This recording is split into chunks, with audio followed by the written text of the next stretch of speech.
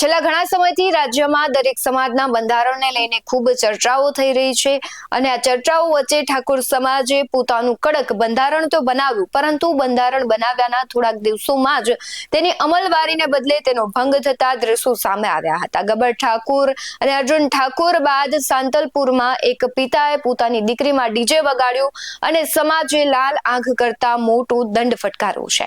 નમસ્કાર, BS9 TV ન્યૂઝમાં આપની સાથે હું ભગવતી વિશાવડિયા।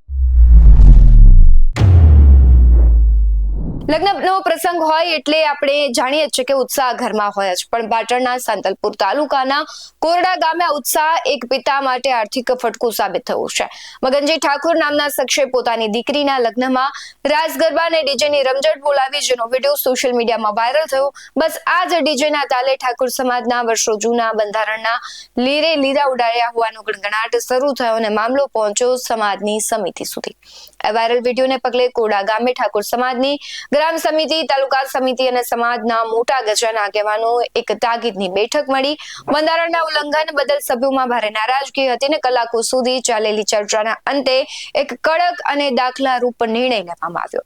મગનજી ઠાકોરને સમાજના નિયમો તોડવા બદલ ₹1,51,000નો મસમોટો દંડ ફટકારવામાં આવ્યો છે। સામાન્ય રીતે આવા કિસ્સાઓમાં ઘર્ષણ થતું હોય છે, પરંતુ અહીં મગનજી ઠાકોરે સમાજના આદેશને શિરોમાન્ય રાખ્યો।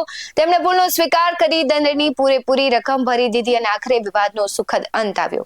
સમાજના આગેવાનોએ સ્પષ્ટ શબ્દોમાં ચીમકી આપી છે કે આગામી સમયમાં જો કોઈ પણ વ્યક્તિ આ સામાજિક બંધારણની મર્યાદા ઓળંગશે તો તેની સામે પણ આવી જ કડક કાર્યવાહી કરવામાં આવશે। શું કહી રહ્યા છે લવિંગજી ઠાકોર સહિતના આગેવાનો, તેના પર નજર કરીએ। આજે સમગ્ર રાધનપુર તાલુકો, સાંતલપુર તાલુકો અને સમગ્ર પાટણ જિલ્લો, વાવથરા જિલ્લો અને બનાસકાંઠા જિલ્લો, ત્રણ જિલ્લામાંથી ઠાકોર સમાજના આગેવાનો અને યુવાન દોસ્તો અહીં વધાર્યા હતા અને જે કોરડા ગામે જે બંધારણનો ભંગ થયો હતો એમાં મગનજી ઠાકોર અને એમના દ્વારા જે પ્રસંગ કરવામાં આવ્યો એમાં સમાજના ધ્યાન ઉપર આવ્યો બંધારણનો ભંગ થયો છે એ બાબતને લઈને સમાજ ભેગો થયો હતો અને એમનો યોગ્ય નિર્ણય કરીને ગ્રામ સમિતિનો જે નિર્ણય હતો એ નિર્ણયને આગળ વધારતા તાલુકા સમિતિ અને જે કોર કમિટીએ નિર્ણય કર્યો અને સમાજે માન્ય રાખ્યો છે અને મગનજીને દંડ કરી અને આ વિવાદમાંથી મુક્ત કર્યા છે। આર્થિક રીતે સધર લોકો આ રીતે નિયમ તોડીને દંડ ભરશે તો સમાજમાં ડીજેનું બંધારણ કાયમી રહેશે ખરી? સમાજને વિનંતી છે કે બંધારણનું જતન કરવું દરેક વ્યક્તિની ફરજ છે, કોઈ એક આગેવાનની નહીં, કોઈ એક વ્યક્તિની નહીં, જનની ફરજ છે। એટલે મને આશા અને ભરોસો છે કે મોટા ભાગનો સમાજ, 90 થી 95% સમાજ બંધારણનું પાલન થાય એમાં પૂરેપૂરો મહેનતમાં છે, મદદમાં છે અને ક્યાંક મારા ડીજેનો વ્યવસાય કરતા, ધંધા કરતા વાળા મિત્રોને પણ મારી આગ્રહભરી વિનંતી છે સમાજના દીકરા તરીકે કે ક્યાંક તમામ વ્યક્તિગત ધંધાકીય નુકસાન થતું હોય તો બે હાથ જોડીને સમાજના દીકરા તરીકે વિનંતી કરું છું કે બોળા સમાજનું ઘણા લોકોનું હિત થતું હોય તો તમે મહેરબાની કરીને કોઈ ઈગોમાં ન પડતા, અમારી વાત કેમ કોઈ સાંભળતું નથી એમાં ન પડતા, સમાજને ફાયદો થાય છે, લોકોને ફાયદો થાય છે। હવે કોઈ રાજકીય વ્યક્તિ કે ધંધાદારી, કોઈ ધંધાકીય આગેવાન જો આવી રીતના ફરીથી દંડ ભોગવશે અને ફરીથી માફી માંગી લેશે તો રાજકીય વ્યક્તિ, સામાજિક પરંપરાઓ છે, માણસ માત્ર ભૂલને પાત્ર, ભૂલો થતી હોય અને સુધારતા રહીશું, સાથે બેસીને સુધારીશું, સમજાવટથી સુધારીશું, વિનંતી કરીને સુધારીશું, પણ બંધારણનું જતન કરીશું અને એના માટે મહેનત કરીશું। આપના સુપરસ્ટાર વિક્રમ ઠાકોર જે ડીજે વાગશે, શું કહેશો? વ્યક્તિગત બાબત છે, એમાં હું શું કહી શકું? આપના સમાજના છે, ચોક્કસ વિક્રમભાઈ માટે મને માન છે, મારા ભાઈ છે, પણ એમનો વ્યક્તિગત બાબત છે, એ વ્યક્તિગત કોમેન્ટ છે, એ સમાજની કોમેન્ટ નથી। શું નામ તમારું? ખેમજીભાઈ ઠાકોર। તમારું? હું જિલ્લા ભાજપ મંત્રી, બનાસકાંઠા।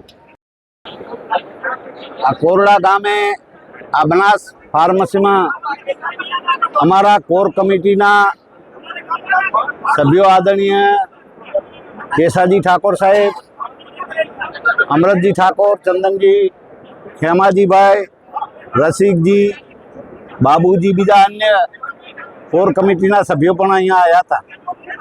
એ કોરડા ગામમાં મગનજી ઠાકોરે જે માતાજીનો પ્રાગટ્ય દિવસ હતો એમાં એ રિઝમ લાવીને રાસ ગરબા કર્યા, પણ સમાજે એમ લાગ્યું કે નહીં ભાઈ, આ 3 જિલ્લાનું મહા મહેનતે જે બંધારણ બનાવ્યું છે તો એનો અમલ કરવો પડશે।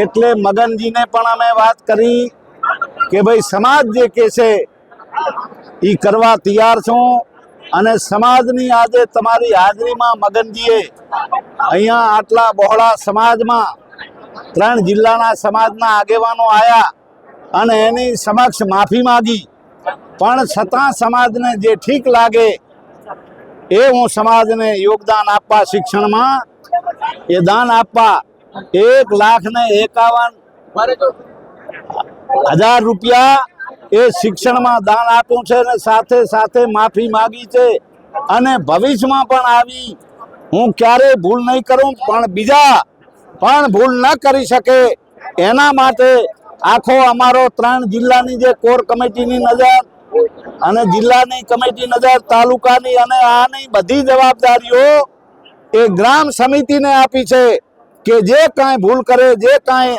એ બંધારણ તોડે એ ગ્રામ સમિતિ નક્કી કરીને જે કાંઈ દંડ કરે એ ગામ સમિતિ નક્કી કરવાની. બોલો સદારામ બાપા. જાબડિયા ગામે ગબ્બર ઠાકોરનું શું થશે હવે? જાબડિયા ગામે એમણે રિક્વેસ્ટ કરી છે, અમારા આગેવાનોએ વાત કરી છે કે ભાઈ માફી માગવી પડે, આ તો સમાજ મા બાપ છે, સમાજ માફી આલે, પણ તમારે માફી ન માગવી હોય અને એમ ન ચાલે. આ મગનજીએ જુઓ એક માફી માગી, સમાજ કને નતમસ્તક થઈને માફી માગી, સમાજે માફ કર્યો, પણ સાથે સાથે માફી માગી છતાં 1,51,000 રૂપિયાનો એ દંડ સમાજ વચ્ચે જાહેર કર્યો છે.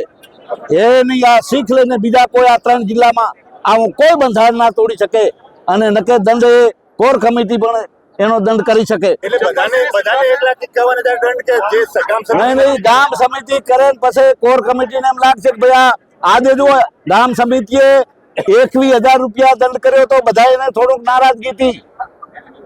આ તમારી સમક્ષ વાત છે એટલે એવું નથી. ગ્રામ સમિતિ તો કદાચ એમ કે છોડી મૂકે, પણ આ કોર કમિટી ને અને તાલુકાની કમિટી, જિલ્લાની કમિટી એ યોગદાન કરવાની, જેથી કરીને બીજો કોઈ આવું કરી ના શકે. બોલો સદારામ બાપાની. એક તરફ આધુનિક યુગમાં ડિજિટલ મનોરંજન વધી રહ્યું છે, ત્યારે બીજી તરફ સામાજિક રીત રિવાજો અને બંધારણનું પાલન કરાવવા માટે લેવાયેલા નિર્ણયો આખા પંથકમાં ચર્ચાનો વિષય બન્યા છે. શું આ દંડ પ્રથા સમાજમાં સુધારો લાવશે કે પછી વ્યક્તિગત આઝાદી પર બ્રેક મારશે, તે તો આવનારો સમય જ બતાવશે. તમારું શું માનવું છે કમેન્ટ બોક્સમાં જરૂરથી જણાવજો. બાકી આવા જ વધુ અહેવાલો સાથે મળતા રહીશું. તમે અમારી YouTube ચેનલને સબસ્ક્રાઇબ કરવાનું, અમને Facebook અને Instagram પર ફોલો કરવાનું ભૂલશો નહીં. બાકી નવી અપડેટ્સ મેળવવા માટે આપ જોતા રહો BS9 TV ન્યૂઝ. નમસ્કાર.